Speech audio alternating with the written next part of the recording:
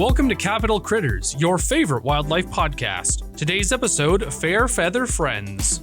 There is no animal the public sees more than birds. We personally love birds, and by the end of this episode, you will too. Because today, it is all about these flying friends and how we can better appreciate and help them. It's us, your host, Tom. And Will. And as we just said, we love birds. I've been watching and feeding the birds since I was still in single digits. As I've gotten older, my love for birds has grown exponentially. The title of Tommy's favorite bird has been given to many breeds over the years. Currently, I would say either cardinals or hawks have the title of my favorite bird. If I had to pick a hawk, I would probably pick the red-tailed hawk, although the Cooper's hawk is a close second. Now, I personally love birds because I see them pretty much everywhere I go, and I've been hearing them for my whole life. If I had to pick a favorite, it would probably be a chickadee. I've just grown so used to hearing them. I know I'm home when I hear them. If we're going for something a little more outside the ordinary, I'd say the loon, because there's a lot of waterfowl I really think are quite beautiful, and I just like watching them in nature, doing their own thing, chilling, but, leave them alone. They're just trying to get by.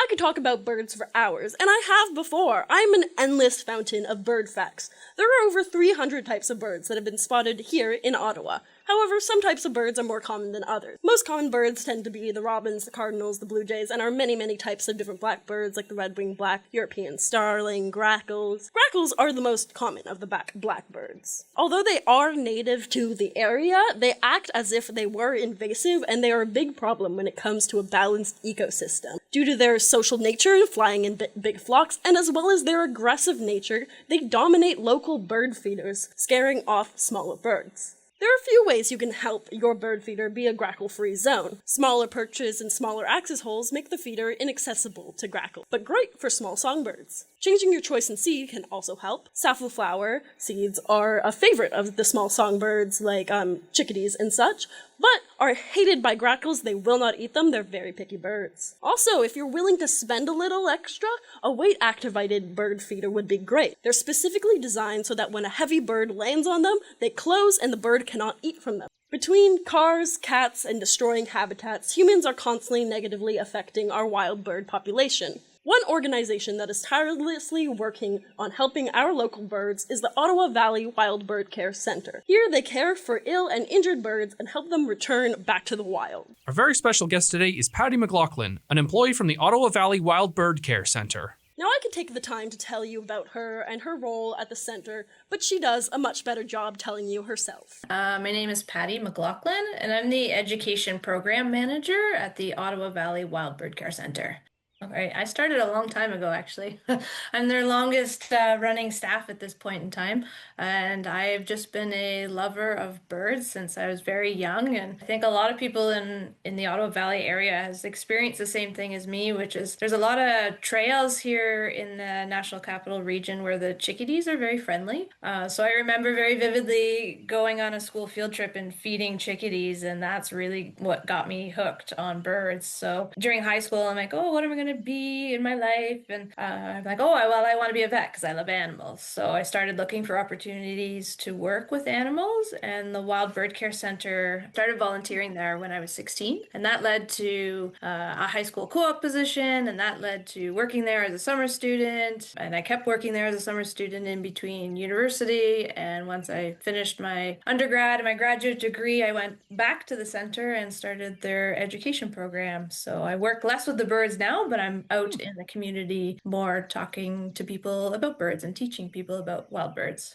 So our major mandate is to be a hospital for wild birds. But like I said, if people don't find the birds, we don't have any birds to actually help. So we're very active in the community. We will visit classrooms and community groups, so like Girl Guides and things like that. We'll visit retirement homes. And it's a way for us to educate the public that we exist, what they can do in their own backyards to help birds. And it's to raise funds for the center as well. So we do charge a little bit to do these presentations. The three biggest threats to our local bird population are cats, cars, and windows. Now, cars and windows aren't going anywhere, but cats are an issue that we have the power to prevent. Patty has some great advice on how cat owners can be a part of the solution and not the problem. So cats, yeah, are the number one bird killer in Canada, and they don't want that title. And I think what a lot of people don't understand is what kind of damage a cat does to a bird. So when a cat is left to roam free, so they're not on a leash, they're not in a catio, they're gonna do what they do, right? And what they like to do is catch things. They're not intentionally getting a bird to eat it like a true predator should. We feed them at home. They're playing with the bird. A bird's skin is as thin as tissue paper. It does not bleed when it's cut. So a cat batting it around in their paws or putting the bird in their mouth, the smallest puncture or laceration wound in a paper-thin skin that does not bleed is where the germs get in. So the cat attacks that we see are not birds with necessarily broken wings or really injured birds. They're a bird that's riddled with infection. And that infection started a week ago because maybe the cat trapped it for a second and then let go of the bird. Maybe the cat picked it up in their mouth, brought it home to the owner. The owner looked at the bird. Oh, I don't see blood. The bird can still fly. It's okay. I let it go. Unfortunately, those are the birds that have a deathly infection a week later. And it's to the point where once it gets to a rehab center, we do have great medications and ways to help their body, but it's often too late because there's too much infection in their body. So I think when that is explained to people that, these cats aren't being mean, they're playing, and a smallest little cut can be a death sentence for a bird, I think that really registers with people why they're the number one bird killer in Canada. So what can we do? Well, best thing, keep them inside. They don't have an opportunity to catch a bird. Keep them on a leash like we do with our dogs. So if we have control of them, it's safe for them too, right? So there's definitely a lot of roads and things that can harm cats outside. So we want to keep our cats safe. We keep the birds safe as well. Yes, there are cats that are totally feral as well. So that is a problem. If there's an opportunity to put something on them, like the big bells or the crunchy collars, to give birds a chance to escape. Even if you keep your cat inside, maybe just during the nesting season, right? When birds are learning how to fly, every little bit helps. I'd love to keep every cat inside, but we know that's not possible. So we educate. We're not going to shame anybody, but we educate what the damage is and why it's that way. If a cat ever brings you home a bird, it's been in a bird's mouth. It does need care, even if you don't see injury. Please bring it to us so we can take a good look. Now, as great as it would be, the center is not open 24/7. That leaves the question of what do you do when you find a bird outside the hours of operation?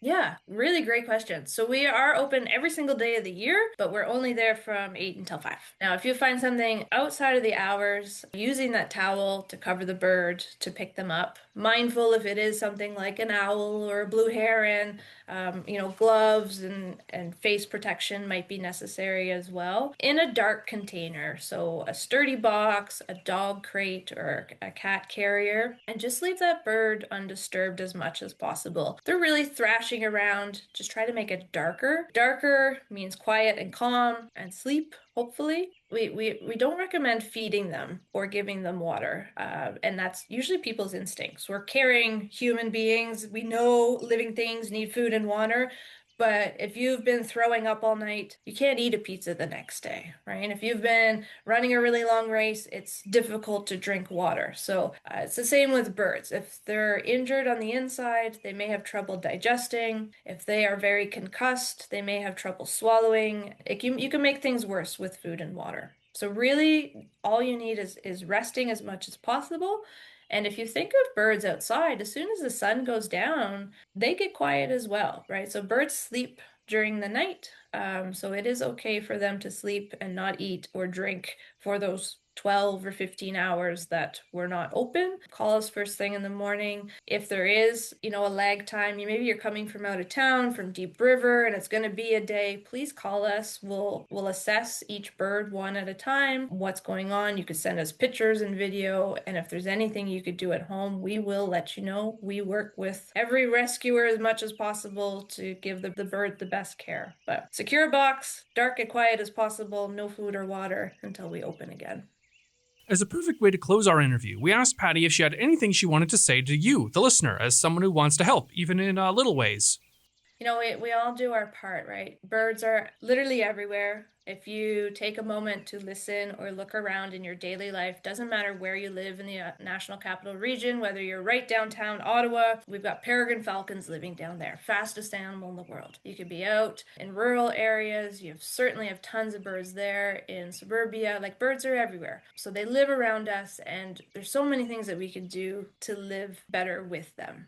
Make our windows more visible. We can keep our cats indoors. We can do beneficial things like pick up trash or put out a bird bath for them. So everyone in Ottawa can do something to help birds, but it all starts with just getting interested and noticing them. And then I promise you that the love will go from there, and before you know it, you'll be doing all sorts of things to help birds. Birds overall are in decline. We have a lot less birds now than we did 50 years ago. So it is our responsibility to make sure the future generations, people still get to enjoy birds, and every bird that we save that's injured and sick means generations of birds to come have a chance, right? One released bird back in the wild is one released bird that could possibly nest next year, and then their young can nest the next year after that. So it's a continuation that we all have to do our part with.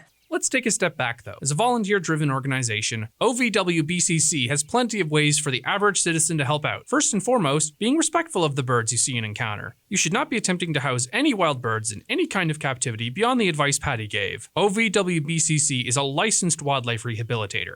If you see an injured bird or an orphan bird, always contact such licensed organizations for the next steps. It's very important to note that both provincial and federal law prohibits the independent captivity of wild birds. I understand that there's always people posting online the wildlife they're rehabilitating, and you may want to mimic that, be like that, and be the person who saves that bird. But doing so is not only illegal, it is actively harmful to the bird who could be instead getting professional care. Once again, thank you, Patty, for joining us and the work you do for bird conservation and education. I know for me, this has been very enlightening just to see how much goes into care and conservation of specifically birds around the city and kind of just the logistics behind everything, especially learning about the ways to keep, informed and that they have an educational program. If you want to get involved as well, please volunteer at the center, donate both monetarily or just supplies. Anything you do will help them in their mission. And that's a wrap on the second episode of Capital Critters. We're going from flying friends to scurrying scoundrels in the next episode and diving into our nocturnal neighbors, the things that threaten them, how we can help them, as well as a special look into some of the organizations in this city who want to help. Don't miss out. Make sure to like and subscribe, as well as check us out on other platforms such as Spotify, Transistor, YouTube, or anywhere you get your podcasts. And remember, every action, no matter how small, is essential to the environment. See you next time!